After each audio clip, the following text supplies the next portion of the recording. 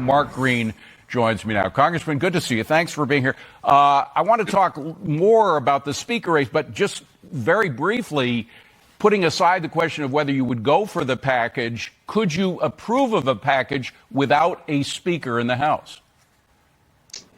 Right now, the way everyone is interpreting the current rules of the House and the legislation and the Constitution that sort of governs this process, the answer is no, we cannot. Fortunately, there is the War Powers Act and many other powers that the president has that he has. I think it's 30 days where he can act. So it's not as pressing as some people want to make it, but it is pressing. We need to get this done. We need to get a speaker, and we need to get leading. Now, what do you think of the president jamming these three issues together in one package? You have aid to Israel, aid to Ukraine, and, of course, the question of how you aid the situation at our open border. Yeah, I think that's a bad idea. And you can't equate our relationship with Ukraine and our relationship with Israel. Israel has been an ally of the United States since, I think, 11 minutes after its founding. Our connection is much deeper. Our military participation and partnership over the years much deeper. And our enemy is the same. I mean, Hamas has Iran specifically since '79 has been an enemy of the United States. So this is completely different. Americans are threatened by Hamas here at home because of our open southern border. So we need to support Israel. We need to support this fight to destroy Hamas, and you can't equate it to what's happening in Ukraine. Now, there is bipartisan support for Israel right now, but there is a growing minority worldwide. It's not just in the United States. There's a propaganda effort, a pro-Hamas propaganda effort. In fact, I think we have pictures from London. Right now, there's a demonstration in London itself of pro-Hamas supporters, of course, anti-Israel. How do you perceive this growing worldwide propaganda battle?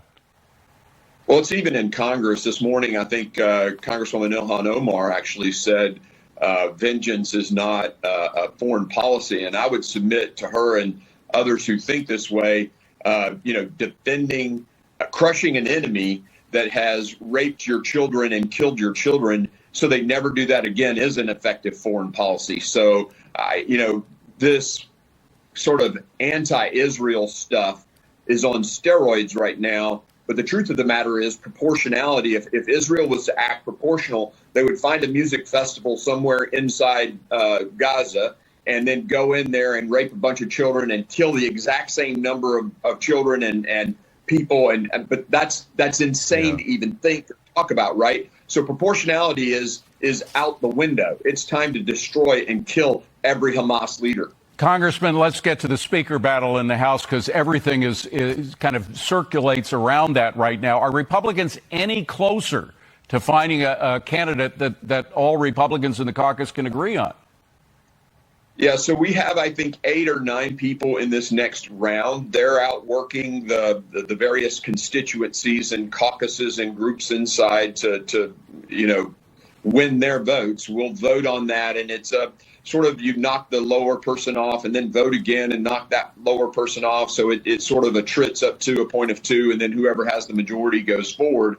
That will happen Monday night will be the campaign forum where the candidates present, and then on Tuesday morning will be the vote.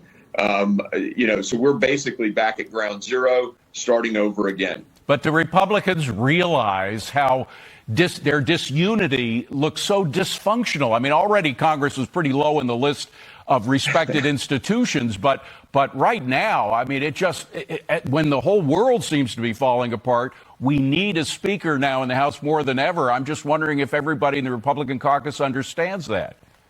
Yeah, everyone really does understand that. The problem is finding one person that can unite the extremes.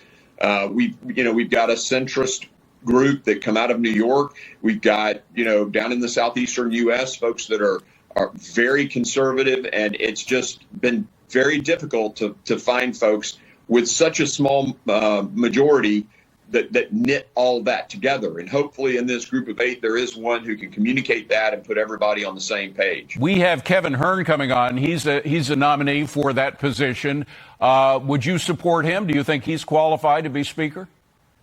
I have a lot of faith in many of the folks that are running. I've not made a decision. The only decision I made was not to get in myself. And my wife and I both got a lot of calls, both from our state in Tennessee and throughout the conference. I just didn't feel like it was what God wanted us to do right now. So that's the decision I've made. The person I pick, that decision hasn't been made yet. I think most Americans, after what they've seen for the past several weeks, could understand your decision not to want that position right now. Yeah.